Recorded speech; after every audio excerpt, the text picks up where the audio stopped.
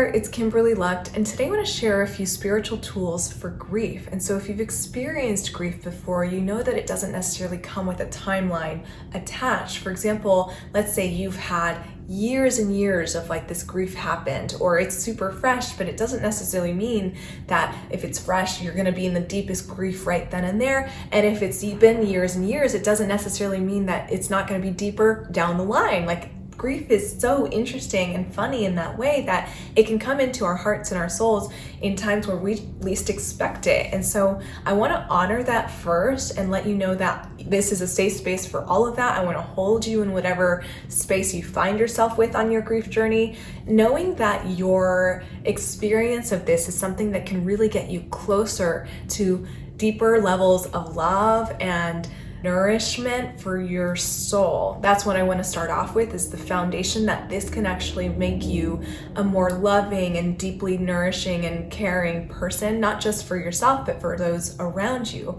Now, I want to start first with a little bit of a backstory of my own journey of grief, which I think can be illuminating for yours, whether you've experienced it multiple times or maybe not at all. I think this can kind of help with your own experience of grief in whatever way you find yourself experiencing it now. And so back in 2015, I lost my grandpa George, so my dad's dad.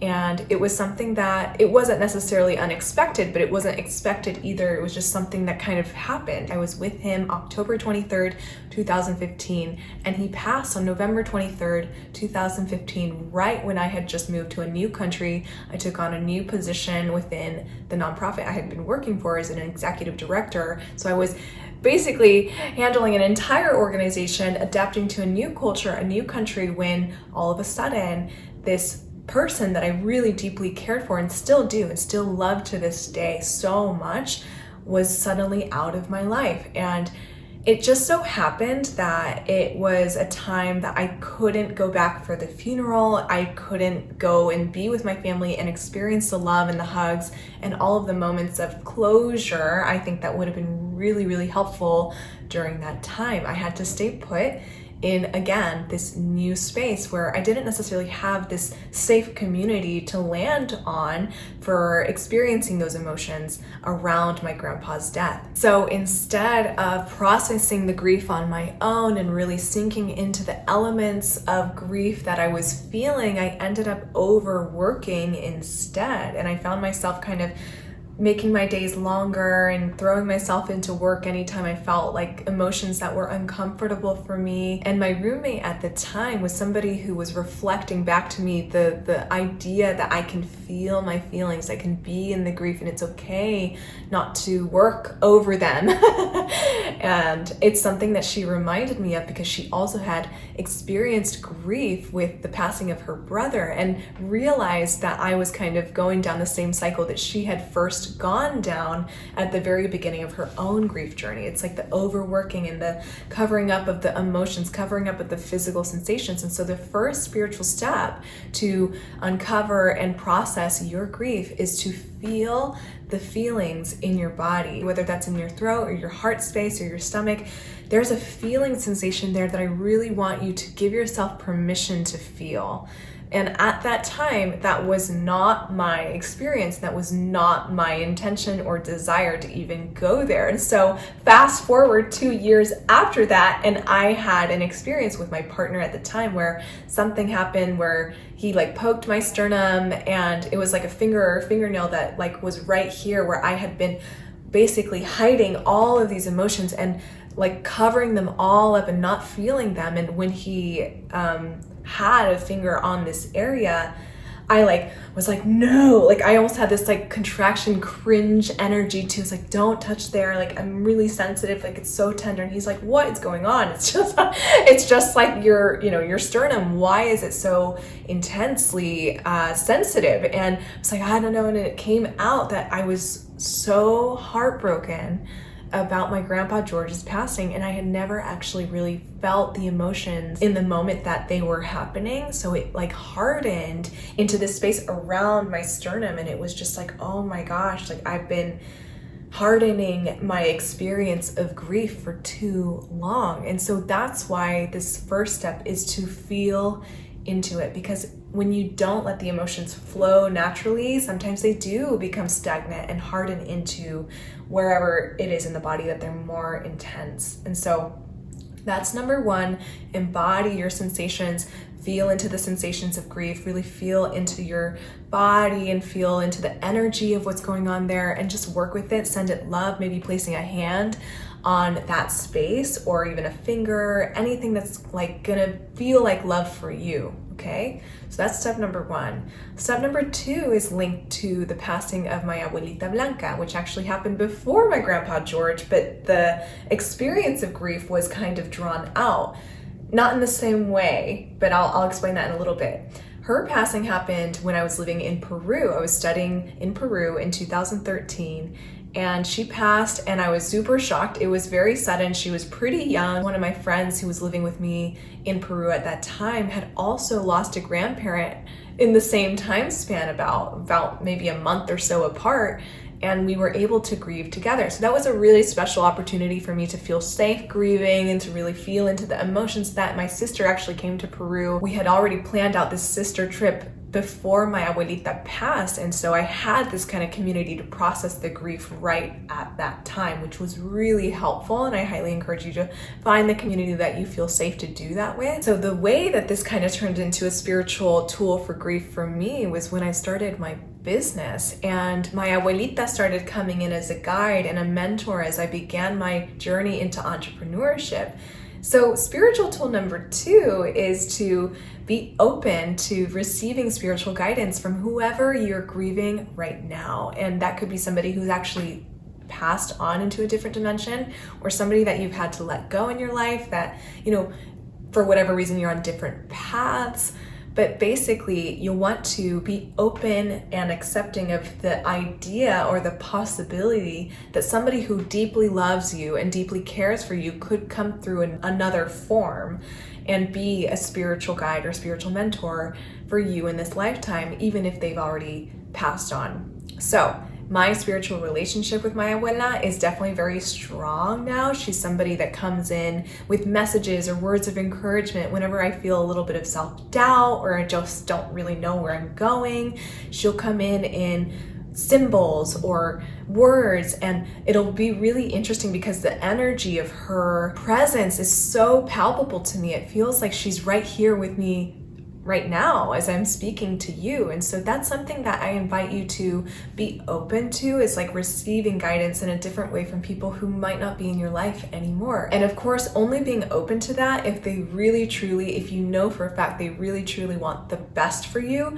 That's key here. You don't just want to be open to any great aunt here and there, right? Like, it's like people who really truly want the best for you. And I know my abuelita Blanca, that's the case. So that was my mom's mom, and she was actually also the first entrepreneur that I ever met. Forgot to mention that. That's why I think she came through in this time when I started my own entrepreneurship journeys, because she was like, oh, hell yeah. Like, I want to be along for this ride. Like, I'm going to amp this woman up. Let's go, mija. Like, let's do this. I definitely feel that energy from her. So that's something that I think is really beautiful about the way that we've been able to connect on a spiritual level after her passing. So spiritual tip number two, stay open to that as a possibility. And spiritual tip number three is linked to the passing of my abuelito Mario, which actually happened recently. It was in August of 2022. So this is like my mom's dad and my abuelita's husband. When we all went down for the funeral, and this is actually the first funeral of a grandparent that I was able to attend, like finally, I was actually kind of excited to be able to attend, because for my grandpa George, I was in Panama. For my abuelita Blanca, I was in Peru. For my grandma Alta, I was in high school and had a whole bunch of stuff going on that I don't know, I don't really remember why I couldn't go, but I couldn't go.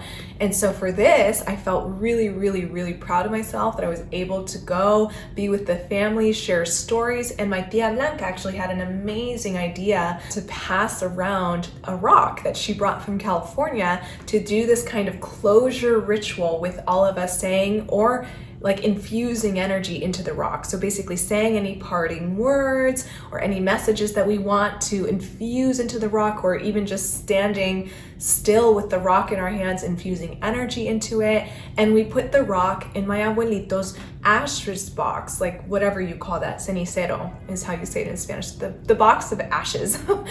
And the urn, I remember the word. Oh my God. We put it in his urn, and it's something that is still there. It's like, it's almost as if he took our energy with him along his journey into the afterlife. And I just thought it was so beautiful, because it's not like you have to have them face to face to bring closure to a relationship or closure to an experience of this person. And for example, my abuelito Mario, a lot of us had different and mixed feelings about him. We have a lot of love for him. Yes, he's the patriarch of the family. We love him, love him, love. We also, have a lot of different and mixed feelings about things that he did or didn't do in his lifetime. And so being able to have a little bit of closure with the rock as a symbol for that was so helpful for us. And you can do this with anything from like writing on a sheet of paper all of the things that you want to say in closure, and then burning that sheet of paper, maybe even putting the ashes with other people's ashes if that feels right for you, or having other, objects that maybe they had this really special bowl or really special object in the house that they loved, and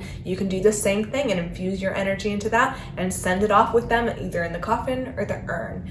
So those are definitely different traditions that we started, I think. I don't know if anybody else has done something like that, but I really thought it was beautiful because it's something that connects the family and it connects you to the person that has passed on.